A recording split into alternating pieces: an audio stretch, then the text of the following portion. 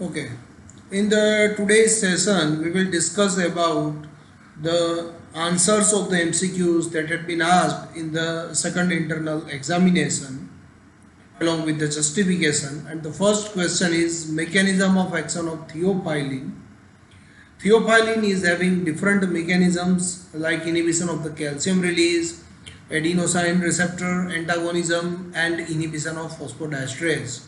So here the answer is phosphodiesterase 4 inhibition. Okay. All of the followings are side effects of cimetidine except cimetidine is the first H2 antagonist that was developed for the treatment of the peptic ulcer, but it is having a major disadvantage, that is having anti-androgenic action because it displaces the dihydrotestosterone from its binding site, and that's why the impotence, gynecomastia, loss of libido, all these adverse effects are seen, but atopic gastritis is not seen with cimetidine. So here the answer is atopic gastritis. Preferred agent for the prevention of motion sickness. Obviously the answer is hyoscine. It is helpful for the prevention, but once the episode starts, it is not going to be helpful. It is taken as an oral tablet or as a transdermal patch also. Followings are the adverse effect of spinal anesthesia, except there are different, I will say that the hypotension, headache, these are the two most common adverse effects with the spinal anesthesia, and if a proper aseptic precaution not taken, then the chances of infection is also there, but hypoglycemia is not at all related with the spinal anesthesia. So the answer is hypoglycemia. Glucose is added to the ORS. Now this is a very fundamental question, that we are not adding the glucose to improve the taste or to increase the stability, but glucose facilitates the absorption of the sodium, and that's why in addition to giving the sodium chloride, if you are adding the glucose, it will more facilitate the sodium absorption, and so the major important electrolyte that has been lost in the diarrhea, that is be recovered or replaced. Okay, so the answer is increased absorption of sodium. Drug used in daycare anesthesia. Here we require an agent which is having a very rapid onset of action. Then you can see that it is seen with the thiopentone sodium. But at the same time, it is having a shorter duration of action, and if you give it by the continuous intravenous infusion, then you can manage the surgery and patient can be discharged within a day also, and that's why the answer is propofol. Its action starts within 30 to 45 seconds, and it obviously with a single dose it lasts for 3 to 5 minutes, but if you give it by the intravenous infusion, it will be the preferred agent for daycare surgery. Antiepileptic agents act by facilitating GABA transmission is, now here you don't have to confuse, that's the facilitation of the GABA transmission, it is with the gabapentin, and vigabatrin, it inhibits the GABA transaminase enzyme, but by inhibiting the GABA transaminase, the level of the GABA increases, and that's why the GABA transmission is increases, and in that sense here the correct option is vigabatrin.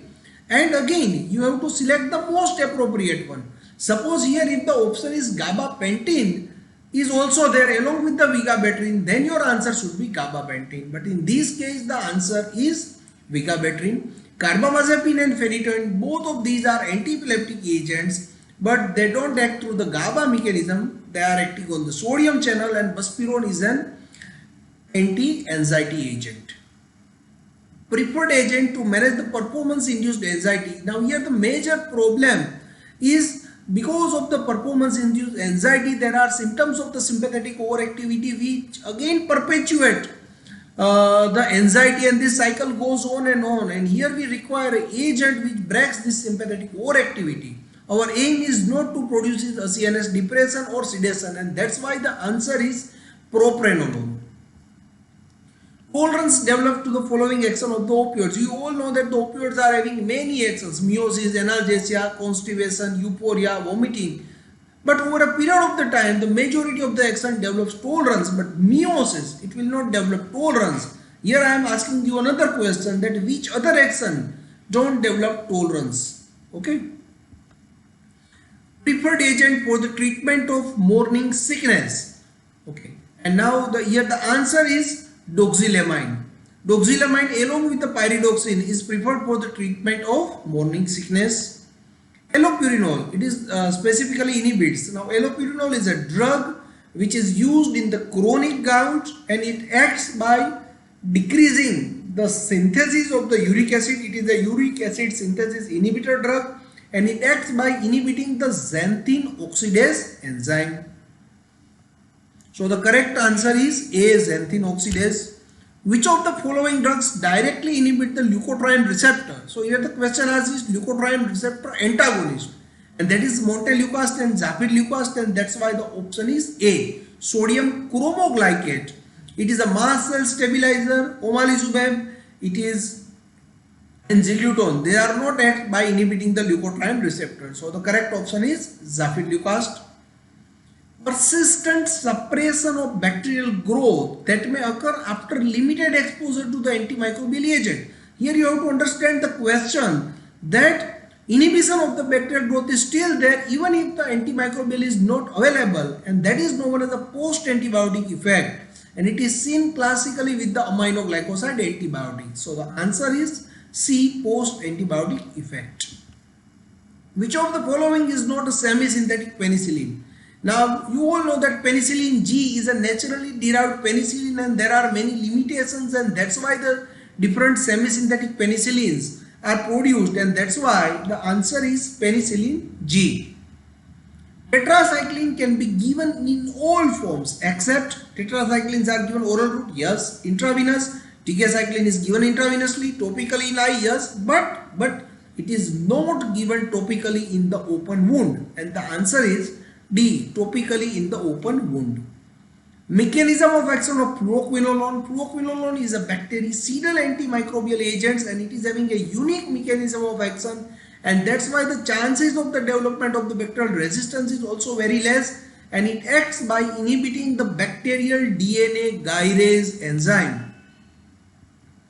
Anti-tubercular drug causing orange colored urine is, I think it is the simplest question, the pioneer drug for both in the tuberculosis and the leprosy, that is the rifampicin. Rifampicin in addition having various other toxicities like hepatotoxicity, but one of the most troublesome problem if it has been not already informed to the patient, that is the reddish orange discoloration of all the body secretions.